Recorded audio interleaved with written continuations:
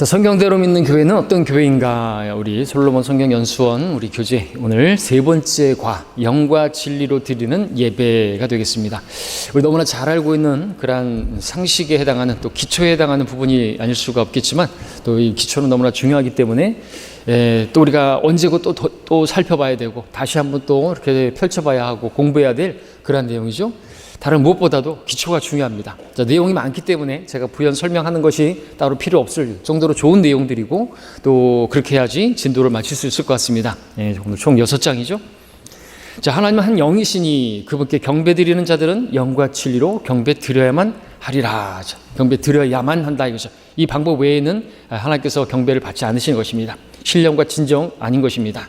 요한복음 3장에서는 우리가 영으로 거듭나야 된다고 말씀하셨고 또 요한복음 7장, 17장에서도 그리고 또 우리가 계속해서 보여주신 것처럼 하나님 말씀이 진리인데 그 하나님 말씀에서 어긋나서 세례를 이야기하고 부활절 얘기하고 크리스마스 얘기하고 그러면 안 된다는 것이죠. 진리로 경배드려야 되는 것입니다. 크리스마스 예배 이런 건 예배가 아니에요. 하나님께서 절대로 받으시라는 거죠.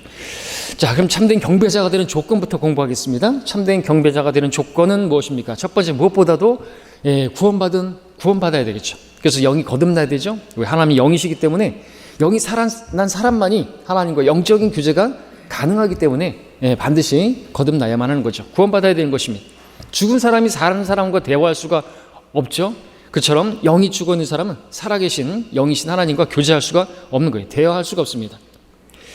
살아있는 사람이 또 죽은 자에게 묻겠느냐 말씀하셨는데 죽은 자에게 왜 그 썩어버리고 흙이 돼버린 그런 조상에게 뭘 바라고 뭘 요구하고 그거는 헛된 그런 제사죠.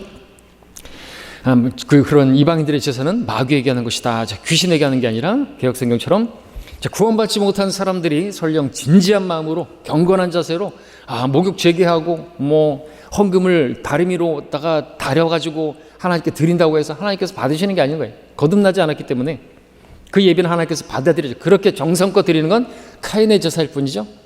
종교입니다, 그게. 자, 두 번째 조건은 뭡니까? 예수 그리스도의 보혈의 공로에 의지해서 하나님 앞에 나와야 됩니다. 제가 이 공부 시작하면서도 기도했던 것처럼 예수 그리스도의 보혈로 내 죄들을 깨끗하게 해주시라고. 죄가 있다면 자백해야 됩니다. 죄 문제를 해결하고 나와야죠. 죄를 짓지 않은 성도가 있을지 모르겠지만 그렇다 할지라도 그렇게 훌륭한 삶을 살았다 할지라도 자신의 그 의로운 행실에 의지해서 나는 예배드릴 자격이 있습니다. 그러고 나올 수 있는 사람은 아무도 없는 것입니다. 죄를 짓지 않고 경건한 삶을 살았다는 확신에 차서 예배드릴 수 있는 자격을 가졌다고 생각하는 그 교만한 사람보다는 오히려 죄를 지었을지라도 주님 저를 불쌍히 여겨주십시오 하고 우리 누가복음 18장의 그 세리와 바리새인의 비유를 통해서 보여주시지 않았습니까? 나는 이것도 했고 금식도 했고 나는 11조도 했고 난 뭣도 했고 하나님께서 그 사람을 의롭다고 하지 않으시고 오히려 멀찍이서 하늘을 우러러 보지 못하고 그렇게 참회하는 마음으로 겸손한 그렇게 그 사람이 하나님께 오히려 찾는 그런 경배자다라는 사실을 우리가 알아야 되겠죠. 우리 의로는 더러운 걸레라 그랬어요. 그걸 가지고 나오는 건 하나님 보실 때 꼴불견인 것입니다. 그래서 저나 여러분들이 이 부분을 잘 경청해야 되는 거죠. 나는 예배드릴 자격이 있어. 그럼 뭐예요? 다른 성도들은 다른 성도들은 그렇지 못하는 그런 성도들이 있으면은 나만 교만해지는 거예요. 그거는 이제 하나님께서 뽑아내시는 거예요. 교회에서 그런 교만한 사람들은 지금까지 그랬죠. 자, 세 번째 조건은 뭡니까? 참된 경배를 드리는 예배에 참여해야 참된 경배자가 된다. 당연하죠. 하나님께서 원하시는 교회에서 하나님께서 여러분들이 이 자리에 왜 왔습니까? 멀리까지 왜 왔습니까? 원근각처에서 여기까지 왜 왔습니까? 이 예배, 이 교회에서 이 바른 성경 있고 우리가 거듭난 사람들이 모여서 하나님 바른 말씀은 진리의 말씀이 있기 때문에 이렇게 예배를 드려야 경배를 받으신다고 해서 예배를 드리는 거예요. 여기서 교회가 예쁘고 사람들이 예쁘고 그렇다고 해서 이 자리에 와서 예배를 드리는 게 아니란 말이죠. 널려 있잖아요. 교회라는 곳들이 왜 여기까지 오냐 이거죠. 하나님께서 이 교회에서 예배를 드리는 걸 받으시니까 여기 오는 거예요. 내가 그 전에 교회에서 하나님 예배 안 받으신다고 판단이 왜 몰라요. 성경으로 판단되니까 나온 거예요. 하나님께서 안 받으시는 예배에 거기 앉아서 못 오려고 있어요. 그리고 너무나 간단한 거죠. 그래서 성별을 한 거예요. 못 오려고 여기까지 왔겠어요. 다른 거 없어요. 성가대도 아니지만 우리는 찬양대가 멋지고 파이프 오르간이 있어서 막 웅장하고 영적이고 그런 거 없잖아요. 우리 가운도 안 입고 그리고 그냥 평상복 예배복 입고 와서 찬양하고 그렇잖아요. 목자는 어떻습니까? 뭐 목소리가 뭐 좋습니까? 뭐 향력이 좋습니까? 뭐가 있습니까? 뭘 보려고 오는 거예요? 다른 거 없어요. 하나님 말씀이 있기 때문에 그렇죠. 바른 성경이 있기 때문에. 참된 경배를 위해서 참된 예배자가 되려면 바른 성경이 있어야 되는 거죠. 개그쇼, 뮤지컬 참여한 게 예배가 아니죠. 가련 귀를 즐겁게 해주는 비성경적인 설교나 감정만 고조시키는 경배와 찬양, 사탄의 장난이지 예배가 아닌 것입니다. 참된 예배는 바른 성경을 근거로 한 바른 기도, 바른 찬양, 바른 헌신, 바른 설교가 있는 예배죠. 찬양도 마찬가지. 성경적이지 않은 그러한 찬양들 때문에 우리 찬양이 있는 거예요. 영광을 주께가 나온 것이죠. 예, 그런 행위구원을 가르치는 그런 찬양조차도 그건 하나님이 안 받으시는 거예요. 하나님께서 그 듣다가 기가 막히셔요. 우리가 어디에요? 무슨 여러 가지 있잖아요, 그죠? 잠 안식할 곳, 그런 것도 있고, 여호수아 본받아 우리가 막 들어가서 여호수아 본받아 열심을 내서 가자고, 천국 들어가자고, 그런 거 다 비성경적이잖아요. 그런 걸 부를 수가 없는 거죠. 그래서 그런 예배는 안 받으신다. 찬양도 예배예요. 우리가 드리는 하나님께서 받으시는 예배죠. 그러니까 예배는 이제 그런 것이 있고, 경배 안에 이 찬양도 들어있고, 기도도 들어있고, 감사도 들어있고, 전체 집합이 경배고, 부분 집합 그 안에 예배가 있죠. 예배는 이제 형식이 있고, 그렇습니다. 자, 그 다음에 그리스도인의 경배, 요한복음 4장 23절에서 참된 경배자들, 아버지께 경배 드리는데 영과 진리로 경배 드릴 때가 오나니 바로 지금이라. 이는 아버지께서 자기에게 경배 드리는 그런 자들을 찾으심이라 그랬습니다. 그래서 거듭남을 말씀하시고 이제 바로 신약이 경륜이 시작될 것을 미리 내다보시고 하시는 말씀이시죠. 반드시 그렇게 드려야 되는 거죠. 경배가 무엇입니까? 무엇보다도 의미를 알아야 되겠죠. 경배라는 말, 월십, 그 자체는 가장 가치 있는 일이다. 이제 그런 의미도 있고요. 그러니까 여러분들이 할 수 있는 가장 가치 있는 일이 뭐냐? 경배라는 거죠. 그분을 높여드리는 거. 근데 그 경배는 뭐냐? 하나님을 살아계신 인격체이자 살아계신 존재로서 또 신들 중에 신, 왕들 중에 왕, 주들 중에 주, 전능하신 분, 영원하신 분, 알파와 오메가, 처음과 마지막 끝이고 그런 창조주로서 그분을 숭배하는 것입니다. 그분을 높여드리는 거죠. 엎드리는 거죠. 자, 또 성경에서 경배라는 말이 처음으로 언급된 것이 창세기 22장인데 그래서 우리가 알 수 있는 것은 참 경배는 피의 제사와 관련이 있는 것이구나 라는 것을 우리가 알 수 있죠. 첫 언급의 원칙에 해당하는 것입니다. 성경에 처음 나온 단어는 성경 전체에서 어떤 의미로 사용되어지는가를 알게 해주는 것이죠. 그래서 성경 첫 언급의 원칙에 따라서 우리가 창세기 22장에 보니까 이렇게 번제를 드리는, 죽이고 피를 흘리는 그러한 또 대속, 이것이 경배와 관련이 있음을 보여주고 있죠. 자, 구약시대에는 경배를 위해 성막과 성전을 세우고 제물을 드림으로써 지성소에 계신 하나님께 나오게 하셨죠. 예수 그리스도의 십자가의 피와 무관한 경배는 하나님께서 받아들여지지 않는 것입니다.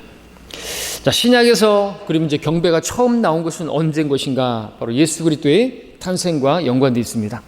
거기서 마태복음 2장 2절에서 처음으로 경배를 예수님께 드리는 장면이 나오고 있죠. 그분은 하나님이시다라는 것이죠. 우리 성경에는 이제 그분께 경배하다, 그분께 경배하다, 바로 예수님께 경배하다라는 표현이 계속 반복되고 있어요. 예수님께. 근데 개혁성경, 개정판이나 기타 변개된 성서들에서는 여러분이 아시는 것처럼 바로 예수 그리스도의 신성을 격화시킨 예수 그리스도의 하나님 되심을 믿지 않는 자들에 의해서 성경이 변개되어서 절하다 이렇게 변개되어 있습니다. 아니에요. 경배하는 거예요. 첫 번째 마태복음 2장에서 예수님께서 경배를 받으셨다는 그분은 하나님이시다. 하나님께서 육신으로 오셨고 디모데전서 3장 16절에서 말씀하시는 것처럼 그분이 하나님이시다 이거죠. 그가 육신으로 온 것, 그건 경건의 신비가 아니에요. 하나님께서 육신으로 온 것이 바로 경건의 신비고, 그 하나님이 육신으로 오신 그분이 누구예요? 예수님이시죠. 그가 육신으로 오셨다. 예수님 육신으로 온 거 누가 모르는 사람 어디 있어요? 그게 경건의 신비가 아니라는 거죠. 자, 그분이 경배를 받으셨습니다. 예수님께서 경배를 받으셨습니다. 마태복음 4장 10절에서 주 너의 하나님께 경배하고 오직 그분만을 섬기라. 하나님께만 경배해야 돼요. 근데 예수님께서 탄생하셨을 때 경배받으셨다는 게 뭐예요? 하나님이시다라는 거죠. 그렇죠? 자, 마귀는 자신이 하나님이 아닌 자기에게 경배라고 겁없이 요구했죠. 그 대가로 세상의 나라들을 보여주면서 내가 주겠다고 세상에 있는 육신의 정욕, 안목의 정욕, 생의 자랑으로 그렇게 유혹을 했던 것입니다. 주님께서는 말씀으로 이기셨던 것을 알고 있죠. 그러나 경배는 더 우월한 존재에게 경의를 표하는 것, 존경을 표하는 것이, 마귀는 하나님보다 더 우월하지 않습니다. 마귀도 능력자지만 하나님은 전능하신 분이시고, 그래서 하나님보다 우월한 존재가 없기 때문에 하나님만이 지극히 높으신 분이므로 하나님께 경배를 드려야만 하는 것이죠. 사람이나 천사는 경배의 대상이 될 수 없습니다. 사도행전 10장에 보니까 이제 그 베드로가 경배를 받을 뻔했죠. 코넬료가 경배를 하려고 했죠. 나도 사람이다. 경배하지 말라 나한테. 요한계시록 9장에서는 사도 요한이 천사에게 경배하려고 했죠. 그랬을 때 그 천사가 아니라고, 내가 사람이라고, 동료 종이, 너와 같은 동료 종이라고. 이 사람이 누군가, 우리가 다니엘인 것을 알 수가 있고, 다니엘 같은 경우에는 그 느부갓네살의 그 형상에 경배를 했던 것을 우리가 또 락커 목사님께서 유추하시는데, 그렇기 때문에 절대로 그것을 하면 안 된다고, 그죠? 그래서 더더욱 그렇게 경배에 대해서 말렸던 것을 우리가 생각해 볼 수 있고요. 이제 누구도 경배 대상이 못 되는 것이에요. 우리 조상 신도 아니지만 절대로 그 경배해서 안 되는 것이, 제사해서 안 되는 거죠. 그리스도인들의 경배는 셋째 하늘에서도 계속 된다는 것을 계시록 5장에서 보니까 우리 알 수가 있죠. 또 24 장로, 또 구원받은 성도들을 대표하는 그들이 하나님께 경배하는 모습을 통해서도 우리는 영원에서 계속해서 경배할 것이. 그래서 이 땅에서 우리가 그분을 경배하는 것이 몸에 배어 있어야죠. 그죠? 우리가 훈련하는 것입니다. 구원받지 않은 죄인들은 주 하나님께 드리는 경배를 이해하지 못합니다. 영적인 일들을 이해할 수 없습니다. 경배하는 것을 이해하지 못합니다. 교회 가는 것을 그래서 이해하지 못합니다. 교회 가면 밥이 나오냐 떡이 나오냐, 우리 교회 오면 밥을 주는데 말이죠. 근데 이해를 못하니까 밥이 전부예요. 물질이 전부예요. 먹고 사는 게 제일 중요해요. 이해를 못한다는 거죠. 자, 세상 죄인들이 경배하는 대상 뭡니까? 나무나 돌이나 쇠붙이나 그런 것들이죠. 돈도 거기 들어갈 수 있고, 또 어떤 형상을 만들어 놓고, 뿐만 아니라 오늘날은 돈이고, 돈이 좀 있으면은 그 다음에는 헛짓거리 하죠. 그 다음에 교육이 우상이에요. 어떤 사람들은 계속해서 배우려고 그래요. 계속해서 학교도 뭐 여러 학교를 다니려고 그래요. 대학교 나오고 대학원 나오고 또 다른 대학도 나오는 사람도 있고요. 자, 우리는 그런 것들을 우리가 추구하지 않죠. 그런 것들이 사람을 변화시키는 것도 아니고, 교육이 또 어떤 그런 것에 미쳐 사는 사람들이 많잖아요.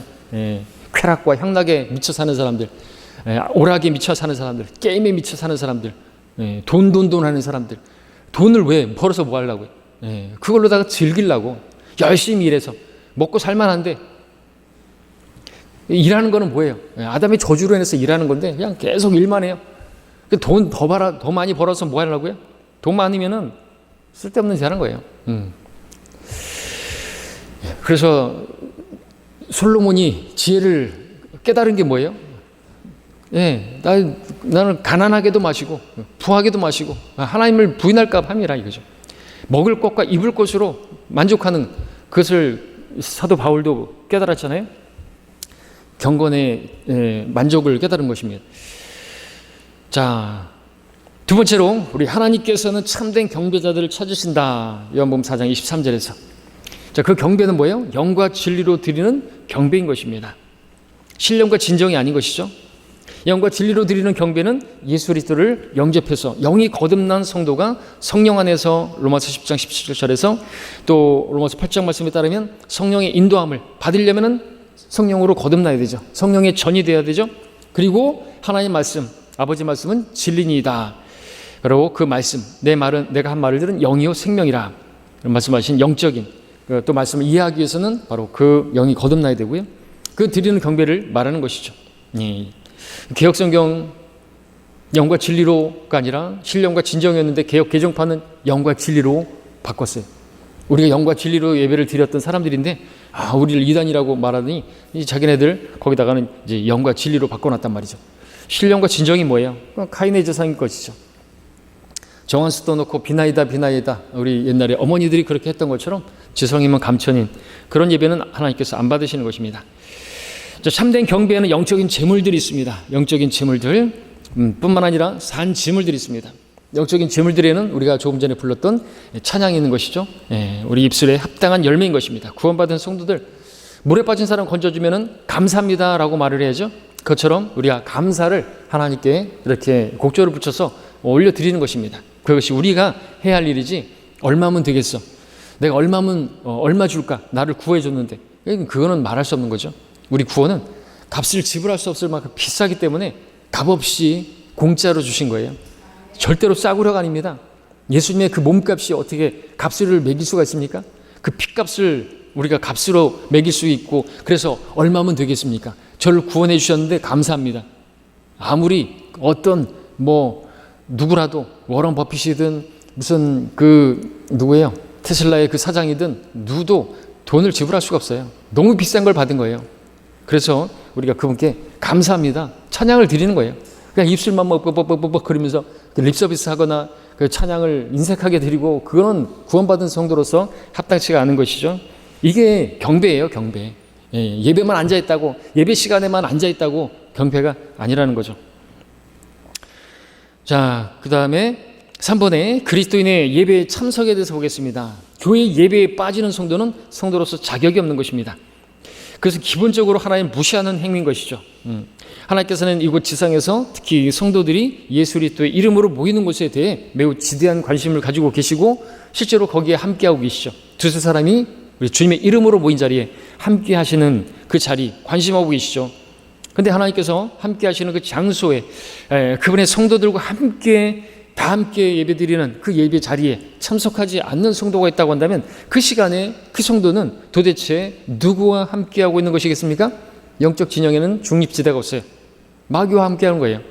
하나님과 함께하지 않는 것은, 누가복음 11장 23절 3구 9절 나오는데, 나와 함께하지 않는 자는 나를 반대하는 자요, 나와 함께 모으지 않는 자는 흩뜨리는 자니라. 중립이 없다는 거예요. 함께하지 않으면 반대하는 것이고요, 나와 함께 모으지 않으면, 그는 모으지 않으면 나는 교회를 해서 뭘 하지 않아, 흩뜨리는 것이랑 마찬가지로 예배에 빠지는 자체가 뭐예요? 교회를 와해시키는 것이고 힘 빠지게 만드는 것이고, 교회를 무너뜨리겠다는 거예요. 예배 빠지면 나 하나쯤이야 라고 생각할 게 아니라는 것이죠. 그죠? 그래서 중요한 것입니다. 자, 경배는 하나님 한 분만으로 성도 자신의 마음을 가득 채우고 그분의 임재 속으로 들어가는 것입니다. 경배를 통해서 돈이나 세상적인 것들이나 그런 욕망이나 욕심으로 자신을 채우려고 하는 사람은 경배에 하나님께서 받지 않으신 거죠. 그러니까 경배 예배 드리는 목적도 자신의 어떤 세상에서의 성공을 위해서, 삼박자 축복을 받기 위해서, 또는 목사의 그 어떤 마지막에 축도를 받기 위해서 그렇게 예배 참석하는 것도 그건 주객이 전도된 것입니다.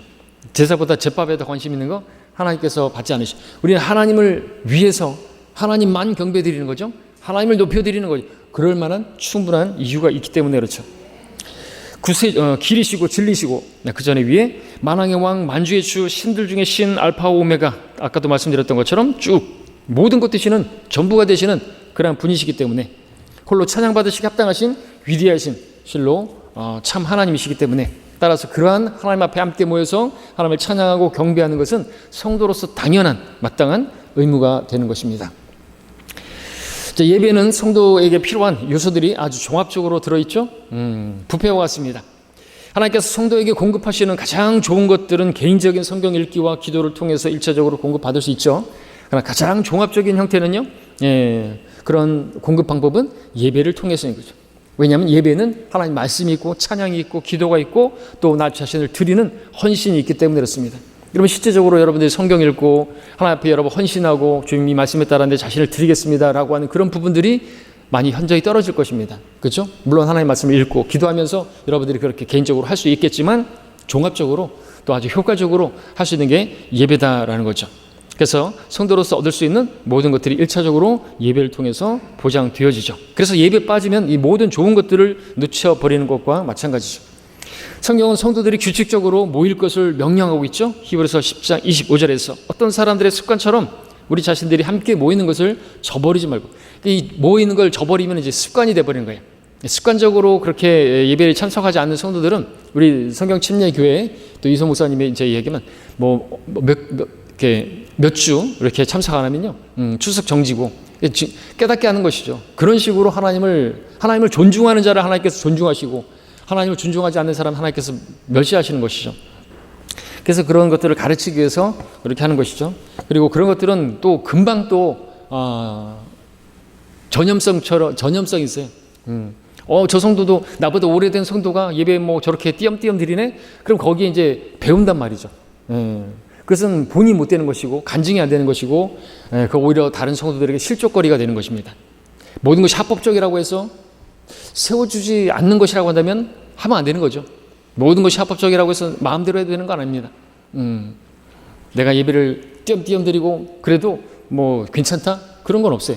물론 자유롭게 드리는 거예요. 우리는 자유롭게 되었기 때문에. 근데 다른 성도들을 실족하면 안 된다 이거죠. 믿음을 세워주는 것이 아니라고 한다면 자제해야 되는 거죠. 그리스도인의 성숙한 모습입니다. 바울은 심지어 고기를 먹는 문제에 있어서도 믿음이 연약한 성도가 실족할 수 있다고 한다면 자기는 세상에 존재하는 한 고기를 먹지 않겠다고. 그게 이제 영적인 성도이고 하나님을 존중하는 성도의 모습이죠. 자, 교회는 영적 전쟁을 수행하기 위한 영적 군사들 함께 모이는 그 집결지입니다. 영적 전쟁을 치르는 데 필요한 전략과 전술과 명령이 교회의 예배 시간을 통해서, 특히 예배 중에 선포되는 말씀을, 설교 말씀을 통해서 전 부대원들에게 하달되는 그런 모습으로 비유할 수 있죠. 하나님께서 개인적으로 읽는 그리고 묵상하는 말씀 기도를 통해서도 말씀하시고 역사하시지만 예배 설교를 통해서 우리가 어떻게 믿음의 선한 싸움을 싸울지, 또 그에 필요한 제반 사항들을 일깨워주는 그런 부분들이 있죠. 예배 함께하지 않는다는 건 그만큼의 그 교회의 전투력을 약화시키는 것이고, 또 그 자신이 하나님의 그 전신 갑옷을 하나하나 해체시키는 것과 마찬가지죠. 불화살을 마귀가 나보고 쏘라고, 당하겠다고, 내가 죽겠다고, 너에게 제물로 내 자신을 바치겠다고 하는 것과 마찬가지가 되는 것이죠. 자, 그 다음에 이제 우리가 보는 부분은 경배를 방해하는 요소들도 중요한 부분입니다. 경배를 방해하는 거지. 마귀는 경배를 방해합니다. 어떤 식으로 방해하는 것인가? 자, 성도가 경배에 참여할 때 경배를 방해하는 요소들을 미리 알아야 되죠. 그러한 요소들로부터 오는 영향을 우리가 차단할 수 있어야 되는 거죠. 경배를 방해하는 요소들 가운데 첫 번째, 육신적인 섬김. 그러니까 이 경배는 막혀버리는 거예요. 육신적인 섬김, 특별히 나답과 아비후가 또 웃사, 최근에 설교했던 것처럼 하나님 말씀에 따라서 하지 않고 자신의 생각이나, 그죠? 하나님의 말씀에 기록된 말씀대로 하지 않는 성경에 없는 것들, 뭐 직분이라든지 절기라든지 전통이라든지, 그죠? 그런 것들, 비성경적인 설교라든지 그런 것들은 육신적인 섬김이고, 그런 것들은 하나님께서 받지 않으시는 것이고, 두 번째, 세상적인 것들입니다. 세상적인 것들. 요한일서 2장에서 육신의 정욕, 안목의 정욕, 생의 사랑, 막 보기에 즐겁게 하려고 육신을 막 움직이게 만들고, 요즘 말로 말해 CCM이라든지 월십 댄스라든지, 그러니까 요즘 뭐 힙합이라든지 그런 것까지 막 하죠. 막 몸이 움직여지는 거예요. 육신적인 것들이죠. 찬양은 영적인 노래입니다. 그죠? 영적인 노래, 혼적인 것도 아니고 영적인 노래로 노래하는 것, 하나님께서 받으시는 예배죠. 자, 비판적인 영입니다. 비판적인 영. 어떤 성도들은 비판적인 영에 사로잡히면 이 마귀가 하는 거죠. 마귀가 건전한 생각이 영이 아니라, 섬기기 위해서 아니라 설교를 듣는데도 판단하는 거예요. 판단하고 있어요. 그러니까 딱 오래되면 이제 조심하셔야 돼요. 오래되면은 설교 본문만 딱 나와도 그 다음에는 어떤 설교가 나올지 다 알아요. 어떤 내용이 나올지 다 알아요. 다 알아. 뻔해. 이제 나를 들을 게 없어요. 여러분, 새로운 거 들었기 위해서 우리가 오는 게 아니에요. 하나님의 말씀은 늘 들어도 새로워야 되는 거예요. 그렇지 않다고 한다면 이제 그 사람은 큰일 나는 거예요. 솔직히 그래요. 우리 예전에 그 성경 침략교회에서 늘 말씀드렸던 것처럼 3년 들으면 들을 게 없다, 이렇게 대놓고 말하는 사람이 있어요. 그런 사람들이 이제 신학 공부를 시작했고 3년이 딱 지나니까 이제 목사님 설교가 들어올 게 없어요. 그래서 3년 고개라는 말이 있을 정도로 있었단 말이죠. 교만해진 거예요. 이제 들을 게 없어요. 신학원 강사가 또 그 당시에 이제 그 이재명이라고, 그 이재명이 동명이 이재명인데, 아니 엄청 말빨이, 요즘 말로 이빨이 대단했단 말이죠. 말을 기가 막히게 잘했어요. 그러니까 어떤 그 뭐랄까요, 이렇게 말하면 좀 그렇고, 하여튼 그 강사로서의 뭐 은사랑 은사겠지만 근데 그게 아니죠. 그래서 목사님이 불러다 놓고 너 강의를 시켰더니 왜 쇠뇌를 시키냐, 이렇게 말하는 거죠. 그러니까 막 그 다단계 판매에서 막 하는 그런 방식 있잖아요. 혹해요. 들으면 와, 어떻게 그렇게 하는지 몰라요. 그거는 쇠뇌시키는 거예요. 그거는 마치 그 다윗에게서 마음을 빼앗아서 압살롬이 그 백성들의 마음을 빼앗는 것과 마찬가지죠. 반역인 거죠. 반역. 결국에 반역했지 않습니까? 자, 뭘 얘기하려고 여기까지 왔습니까? 하여튼 그렇게 설교를 듣는데 판단하고 비판하고, 또 어떤 성도들에 대해서 판단하고 비판하고, 저 성도는 왜 저렇게 예배를 드려? 저 성도는 왜 저렇게 모차림이 저래? 막 그렇게 그 비판적인 그런 생각으로 가지고 있으면 아무것도 예배드리는, 우리는 하나님께 예배드리려고 나온 것이지 사람을 보려고 오는 것도, 사람이 어떻게 뭐 하고 설교를 얼마나 잘하는가 들으려고 온 것도 아니에요. 조심해야 되는 거예요. 자, 영적인 게으름이 있습니다. 영적인 기름. 잠자는 자여 깨어라죠. 영적으로 그냥 무기력해요. 그 사람들은. 예배를 드려도 안 되는 거죠. 다섯 번째, 회중 속에 차분히 앉아서 말씀을 경청하는 인내심의 부족. 오늘날 더더욱 그러죠. 인내가 없어요. 인내가. 그 한 시간을 못 버텨요. 요즘 유튜브 같은 것도 보면은 그 시간에 그 짧게 하고 막 빨리 저기 하고 막 채널이 팍팍 돌아가고 그런 세대. 뭐 TV 채널도 팍팍 돌아가고 재미없으면 팍팍 돌아가는데 앉아가지고 자기가 듣고 싶은 걸 듣지도 않고 듣고 싶은 것도 아닌 내용들을 앉아서 듣는 게 아주 힘이 없어지는 거예요. 영적인 힘이 없어지는 거죠. 위험한 아주 어려운 때를 우리가 살아가고 있습니다. 그 한 시간을 못 버텨요. 그래서 막 화장실 갔다 왔다 갔다 그러고 예배 시간에 여기 갔다 하고 그런 모습들을 이제 보이면 안 되는 거죠. 그만큼 이제 세상에서 그렇게 살았기 때문에 그런 거예요. 네. 그다음에 형식주의. 너무나 지나치게 형식적이 되면 안 돼요. 뒤에서 보겠지만 질서는 필요합니다. 어떤 형식은 필요합니다. 형식은 좋은 거예요. 그러나 형식주의는 잘못된 거예요. 어떤 것이 주의가 돼버리면 자만심이 경배를 방해합니다. 이미 뭐 마음이 기름이 지방이 젖어 있으면 하나님께서는 겸손한 자에게 은혜를 베푸시는데 이미 뭐 다 차 있어요. 먹고 배부르고 나는 부유하고 라오디케아 교인이 돼버렸어요. 하나님께서 주실 수 있는 게 아무것도 없는 거죠. 그릇을 엎어놓은 사람과 마찬가지죠. 특히 교회에서 집으로 돌아와서 설교자를 비판하는 사람, 설교가 어떻고 그런 사람, 하나님 경배한 게 아니다. 럭커 목사님도 이제 그런 것들을 많이 경험하셨겠지만, 돌아가가지고 그냥 저녁에 어떤 교인들은 그냥 목살을 구워 삶는다고. 목살은 먹어도 되는데 목살은 맛있으니까 삼겹살보다 맛있으니까 먹어도 된다 이거예요. 근데 목살을 구워 먹지 말라 이거죠. 제가 말한 게 아니에요. 럭커 목사님께서 하신 말씀이라는 거죠. 자, 진정한 경배는 설교자나 교회나 찬양대 등을 넘어서 하나님 한 분께만 관심하고 경배하는 것입니다. 우리 사람을 보려고 한 게 아니잖아요. 그리고 이제 그런 사람들의 연약함, 우리 찬양대들이 아무리 찬양의 은사가 없을지라도, 그죠? 옷차림이 어떻고 이런 걸 볼 게 아니는 거예요. 찬양의 은사가 없다고 하면 가사의 은혜를 받든가. 근데 우리 찬양대 잘하고 있잖아요, 그죠? 괜히 할 말이고요. 너무 잘하고 계시잖아요. 하여튼 다른 걸 판단하면 안 된다 이거죠. 육신적인 사람들은 그 육신적인 모습들을 보는 거예요. 영적인 사람은 영이신 하나님과 교제하기 위해서 온 거기 때문에, 그리고 내가 섬길 것이 무엇인가. 부족한 사람들, 완벽한 교회가 없는데, 우리 설교 제목이, 우리 주제, 이 교제 내용이 뭐예요? 완벽한 교회는 없는가? 지난 시간에 봤지만 완벽한 교회는 없어요. 그러니까 하나님 성경이 말씀하신 대로 그 완벽한 교회를 이루어가고자 하나님께서 부족한 사람들 다 모셨기 때문에, 없는 자들, 멸시받는 사회에서 배우지 못한 사람들, 무식한 어부들, 그런 사람들을 데려다가, 모세 같은 경우도 말을 잘할 때는 안 쓰시다가 40년이 지나가지고 양치다가 말도 잘 못하고 어눌해졌을 때 그때 부르시고. 왜요? 하나님께서는 사람과 영광을 나누지 않으시기 때문에 그래요. 기가 막히게 말을 잘하고 그런 사람, 그러면 우리 목사님 대단해. 어떤 교회는 나오는 사람들이 그런다 이제. 저한테 교회 좀 소개시켜 주세요. 그랬더니 저 교회 가십시오. 왜요? 저 교회에서 나오는 분들은 다 하나님을 막 찬양하고 우리 하나님 정말 대단해, 정말 위대하셔 그러는데요. 저 교회는요, 저 교회에서 나오는 사람들은요, 우리 목사님 대단해, 우리 목사님 엄청나 이러더라고요. 그러니까 밖에서 있던 사람도 어느 교회가 좋은 교회인지를 아는 거예요. 어느 교회가 좋은 교회가 아닌 거죠. 그러니까 하나님께서는 그런 목사가 연금 다 받고 그런 사람, 그런 교회 원하지 않는 것이죠. 여러분들도 그 부분을 잘 감지할 수 있어야 되는 것입니다. 경배한 게 아니에요. 하나님을 경배해야지 왜 목사를 높이고 막 그러는 거예요.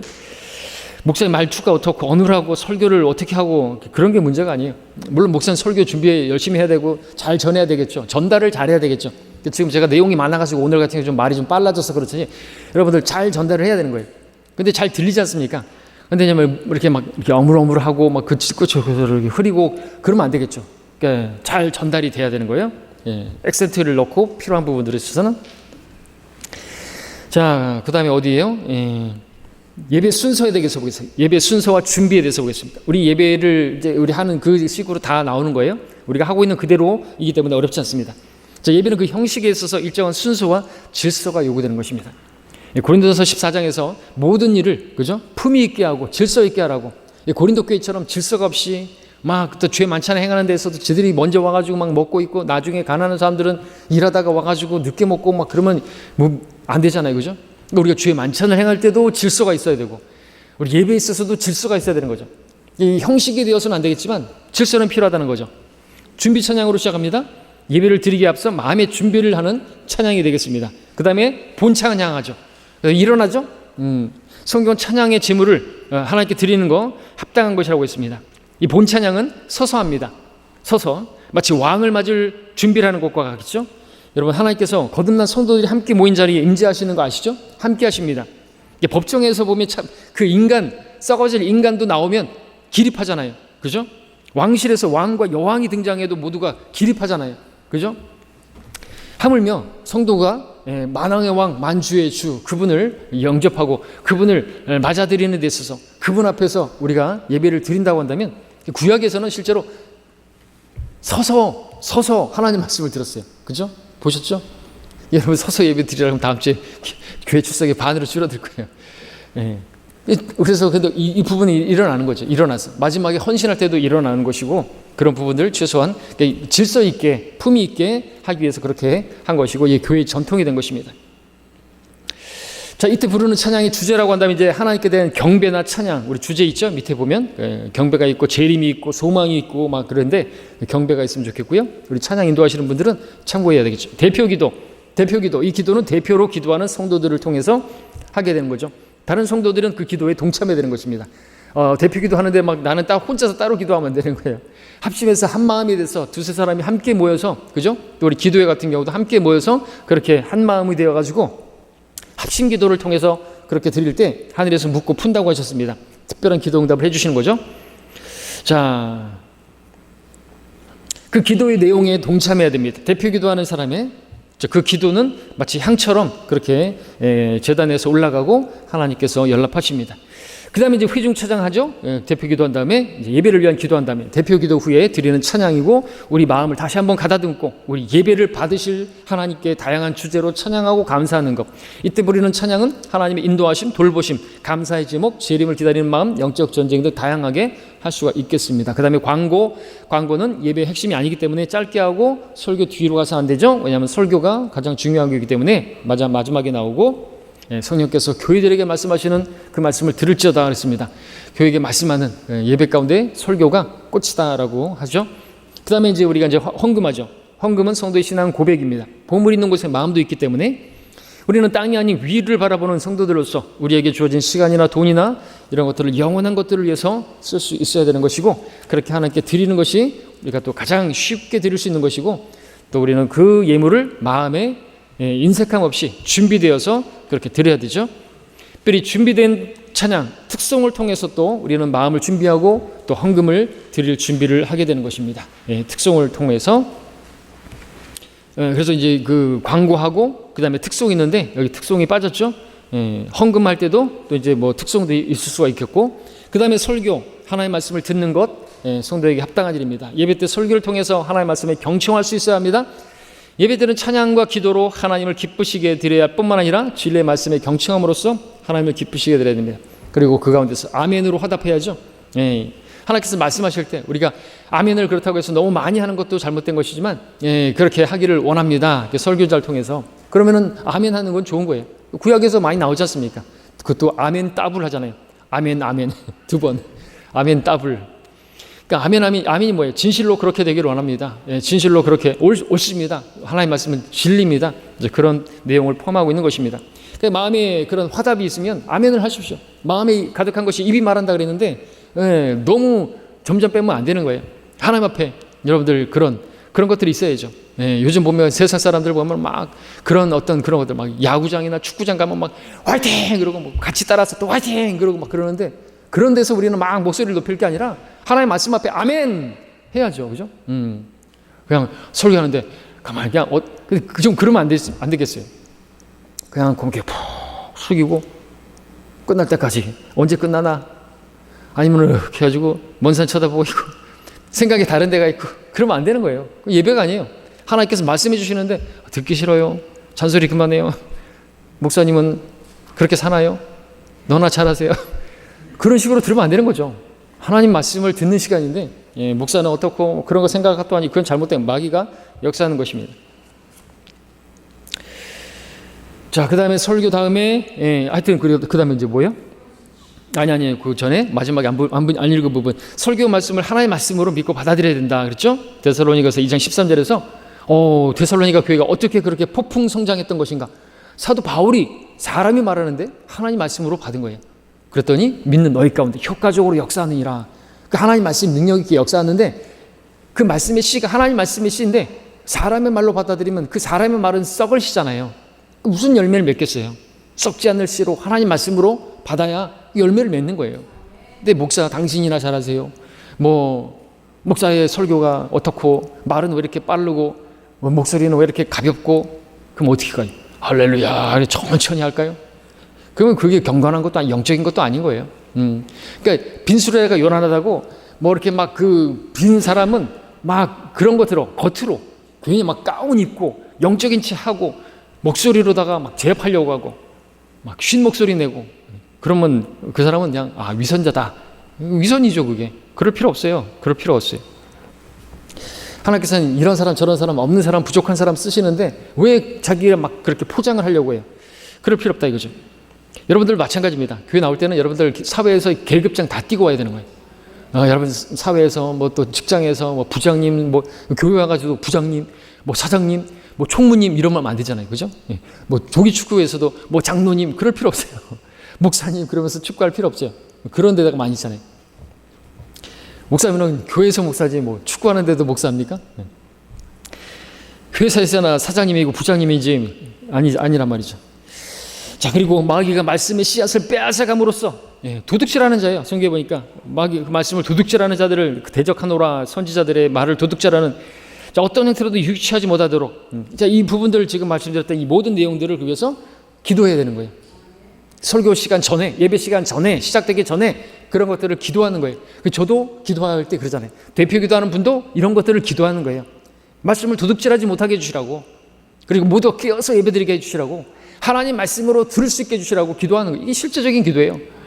온 세상을 사랑하게 해주시고 저 북한에 있는 사람들 얘기하고 저 지금 전쟁으로 피해 입은 사람들 위로해 주시고 그런 거 필요 없어요.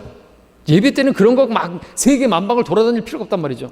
예배에 집중해서 설교해야 되는 거예요.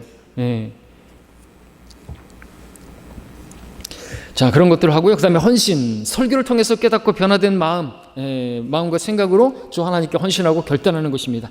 남의 눈치 보거나 육신적인 동기가 되어가지고 남들이 헌신하니까 나도 헌신한다 이런 거 안 되죠. 오직 성령의 역사로 강건하시며 순종하는 거예요. 하나님께 나 자신을 드리는 것입니다. 그렇게 드려야 되는 거예요. 헌신. 엎드려 경배하는 것이고 완전히 무릎 꿇고 나 자신을 하나님께 드립니다. 헌신해야 되는 거, 헌신해야 되는 거. 마지막으로는 찬양, 기도. 그렇게 마무리하는 것입니다. 예배는 찬양으로 시작해서 찬양으로 끝나고 기도로 시작해서 기도로 끝나는 것입니다. 하나님 높여드리는 것으로 하나님께 또 교제함으로써 기도로 말씀을 드림으로써 끝나는 거죠. 자, 두 번째로 예배는 어떻게 준비하는 것이 좋은지 보겠습니다. 경배를 준비하는 성도는 우선 경배가 성도들이 누리는 최상의 특권이고 섬김의 기회이자 의무라는 사실을 인식해야 되는 것입니다. 절대로 이게 짐이 돼서는 안 되겠죠. 그러면 이제 주님께 가서 교제를 해야 돼요. 수고하고 무거운 짐을 진 자들, 율법 아래에 있는 무거운 짐 진 자들, 그걸 말하는 거거든요. 우리의 죄의 짐이 아니라 첫 번째는 주님께서 말씀하셨던 수고하고 무거운 짐 진 자들. 그러니까 율법에다가 막 사람들의 전통까지 올려놓고 막 유대인들이 바리새인들이 그렇게 무겁게 만들어놔 버렸어요. 하나님 섬기는 게 너무 무거워 버린 거예요. 여러분들도 그런 하나님 섬기는 게 무거워졌다고 한다면 여러분들이 영과 진리로 경배드리는 데 있어서 여러분들이 다른 짐을 지우지도 않았는데 막 짐스러워한다. 하나님께 가야 되는 거예요. 나에게서 배우라. 온유와 겸손을 배워야 되고요. 주님과 교제하는 게 첫 번째예요. 주님과 교제하지 않으니까, 성경 읽지 않으니까, 교제하지 않으니까 예배 드리는 것조차도 막 버겁고 짐스럽고 여기서 벗어나려고 하고 그럼 자유를 누릴 것 같이 생각하게 되고 세상으로 나가게 되는 거죠. 가라 이거죠. 가라이죠. 무지하면 무지한 대로 살아야죠. 어떻게. 그래서 탕자처럼 돼가지고 그렇게 해서 돌아와야지. 돌아올 수 있으면 다행이고요. 자, 경배를 준비하는 그 자세가 이것이다. 특권이 특권. 예배 드리는 것이 막 십자가가 되고 막 무겁게 되면 안 되는 거예요. 그건 끝난 거예요.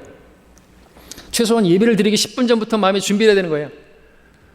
근데 막 지각을 하고 찬양 부를 때는 어디로 가버리고 찬양 다 끝나고 이제 뭐 대표 기도할 때 어떤 사람들은 축도할 때 와가지고 마지막에 가서 그렇게 축도는 받아야 되겠다고. 그건 예배가 아니죠. 주객이 전도된 것이죠. 또 자기를 돌아보고 육신적인 부분이나 죄 지은 것이 없는지 그렇게 자백하지 않은 죄가 있다고 한다면 자백하고 그런 시간을 먼저 갖고 하나님 앞에 예배를 드려야 되는 거예요. 그 하나님과 교제가 안 된 상태에서 예배를 드리는 내 자신도 알아요. 내가 자백하지 않은 상태에서 내가 예배를 드리는 게 하나님 안 받으신다는 걸 알기 때문에 예배가 이미 끝나버린 거죠. 예배를 드릴 수가 없는 거예요. 예수의 보혈을 의지함으로써 마음을 깨끗이 씻어낼 수가 있어야 되는 것입니다. 오늘 우리가 또 주의 만찬을 하게 되는데 여러분 더더욱더 주의 만찬은 지은 죄에 대해서 자백하는 것이 없이 특별히 다른 교회를 무시하는 거예요. 고린도서 11장 고린도 교회 문제가 뭐냐 다른 거 아니에요. 자신의 우리 개인적인 어떤 죄들에 대해서 우리가 생각나지도 않은 죄를 가지고 막 해가지고 다 자백하고 그렇게 하고 나서 먹어야지 내가 병들지 않고 내가 약하게 되지 않고 내가 죽지 않는다 이게 아니에요. 하나님께서 그렇게 막 무자비하게 그런 어떤 죄 생각나도 안 나는 그런 죄까지도 막 드러내가지고 자백하게 만드시고 그런 게 없는 상태에서 만찬에 참여하면은 죽이시거나 병들게 하시거나 약하게 하시거나 그런 분이 아니라는 거죠. 그렇게까지 무서워할 게 아니에요. 진짜 중요한 건 뭐냐면 문맥을 보게 되면 주의 만찬에서 가난한 자들을 무시하고 자기들이 먹고 그죠? 그리고 주의 만찬을 합당치 않게 먹고 마시는 거, 막 술 취하고 그런 것들 있죠. 포도즙을 먹어야 되는데 어떤 사람들은 막 그 고린도 교회 성도들 가난한 자기는 부자고 거기다가 이미 또 집에서 술까지 먹고 와서 그런 짓거리 하는 그런 자들에 대해서 하나님께서 약하게 하시고 병들게 하시고 심지어 잠든 자들도 있더라 그러는 것이거든요. 그러니까 말씀드리고자 하는 것은 교회를 무시하면 안 된다 이거죠. 교회는 뭐예요? 성도들이에요. 가난한 성도 무시하고 그러면 안 돼요. 하나님께서 가난한 성도도 하나님께서 지으신 것이고 심지어 우리가 눈이 안 보이는 사람도 귀가 안 들리는 사람도 다 하나님께서 지으신 사람이라고 있는데 우리가 장애자를 비하한다든지 그러면 안 되는 것이고요. 나는 얼마나 대단하길래 그렇게 다른 사람들을 그렇게 판단합니까? 외모로 판단합니까? 그냥 가증한 것이죠. 하나님 보시기에. 내가 의롭다고 한다고 내가 대단하다고 하면 그건 걸레를 막 디미는 거나 마찬가지. 더러운 걸레다 우리 의는. 자, 그래요. 그렇게 하고요. 사족을 안 된다 그랬는데 자꾸만 다른 말 많이 하면서 지금 빨리 해야 되겠는데. 자, 그 다음에 어디요? 예배 온전히 집중하기 위해서 예배가 있는 주일 전날에는 평소보다 일찍 잠자리에 들어야죠. 중요하죠. 밤 늦게까지 막 12시까지 1시까지 막 그러고선 예배 시간에 졸고 그러면 안 되는 거예요. 예배는 그냥 하나님 존중하지 않는 거예요. 예배는 또 외모는 단정한 모습으로 그래야죠. 막 머리를 까치 짚고 쓰레박스 싣고 오고 그러면 안 되는 거예요. 그러면 그리고 사람들 만나러 갈 때 결혼 시작할 때는 양복 쫙 빼입고 양장 입고 가고 교회 올 때는 하나님 만나러 오는데 막 집에서 입는 그냥 김치국물 묻은 그런 슬리퍼 신고 그리고 막 추리닝 입고 오면은 그 하나님 존중하는 게 아니잖아요, 그죠? 우리 자녀들이 하나님은 저렇게 막대해도 되는구나 그렇게 생각하겠죠. 최소한 이 10분 일찍 와서 착석하고 예배 준비해야 되는 거예요. 그 시간을 정확하게 우리가 시간을 정해진 게 뭐예요? 하나님 약속을 저버리는 분이 아니고 약속을 중요하게 생각해. 성경은 약속의 책인데 테스타멘트. 근데 그 약속을 어버리고 예배 시간 늦게 오고 지각하고 그러면 안 되는 거예요. 그죠? 하나님 존중하는 게 아닙니다. 그 다음에 예배 중에는 잡담해서 안 되고 휴대폰은 반드시 꺼야 되고 진동이나 무음 정도가 아니라 예배 때는 가능하면 가족들이 함께 앉아 있는 게 좋죠. 기본 단위인 한 가족으로서 경배드리는 게 중요합니다. 가정 안에서 영적인 권위인 아버지를 중심으로 가족 단위로 앉아서 예배드리는 모습 얼마나 아름다운 모습입니까? 예배 때 졸지 말고 설교 내용에 집중해야 됩니다. 설교 말씀을 통해서 도전을 받을 수 있어야 되는데 마귀가 그 유익을 취하지 못하도록 깨어 있어야 되는 것이죠. 마귀가 유익을 취하는 것이라고 고린도서에서 말하고 있습니다. 찬양 부를 때 반드시 가사를 음미하면서 믿음으로 불러야 되는 것입니다. 립 서비스 안 된다 이거죠. 자, 기도할 때 그 기도의 내용에 집중해야 됩니다. 이렇게 준비된 마음으로 예배에 참여함으로써 과연 개인적으로 다음과 같은 목적을 달성했는가 점검해야 되는데 안 그러면 실패한 거예요. 예배를 통해서 하나님께만 온전히 영광 돌렸는 것인가? 내 마음과 생각이 변화되어서 하나님으로 정말 가득 채웠는 것인가? 온전한 기쁨과 열매가 있던 것인가? 설교를 통해서 내가 도전받은 것이 있는 것인가? 내가 그 부분에 대해서 헌신한 부분이 있는 것인가? 라고 하는 그런 부분들을 점검할 필요가 있습니다. 자, 비성경적 근거가 없는 전통들, 성경적 근거가 없는 전통들이 있습니다. 새벽 기도죠. 예, 로마 가톨릭의 새벽 미사에서 떠온 것입니다. 예, 쭉 읽어보시고, 예. 그 다음에 이제 그 밑에 또 금요 철야 예배, 금요 금식기도, 금요 철야 금식기도 등 이런 것들은요, 성경 증거 그 역시나 로마 가톨릭의 금육 그리고 금식 전통을 교회에서 그대로 받아들인 것이에요. 그 다음에 그 2번에 보면 비성경적인 예배 관행, 예배 도중에 시행한 통성기도, 여러분들 기도 소리내서 하는 거 교회에서 주변 사람들을 이렇게 집중력 흐트러뜨리는 거예요. 막 말이 안 되잖아요. 도떼기 시장도 아니고 막 통성으로 막 방언까지 거기다 했었고, 막 여러분들 기도할 때 다른 성도들에게 방해가 되면 안 되는 거예요. 기도는 하나님과 나하고 교제하는데 내가 교제 하나님과 하려고 하는데 다른 성도가 기도 소리가 들리게 되면은 방해하는 거란 말이죠. 그렇기 때문에 우리는 뭐 집에서 혼자 할 때는 부르짖어 기도할 수도 있고 하겠지만 그렇게 조심해야 될 필요가 있습니다. 그다음에 이제 그 예배 마지막에 하는 축도, 이거는 이제 그 니콜라파의 행위입니다. 목사에게만 축도권이 있다라고 하는 잘못된. 그다음에 이제 흔히 주기도문이라고 불리는 거, 그거는 교리적으로 유대인들이 환란 때 해야 될 것이지 매 예배 때마다 하는 것은 헛된 반복에 해당하는 것입니다.